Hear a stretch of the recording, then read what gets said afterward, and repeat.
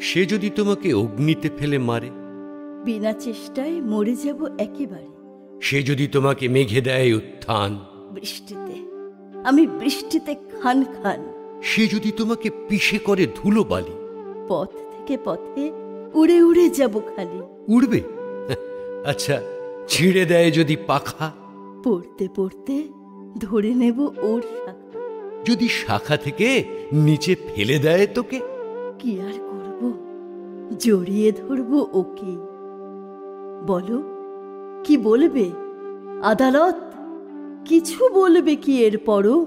যাও, আজীবন অশান্তি ভোগ করো।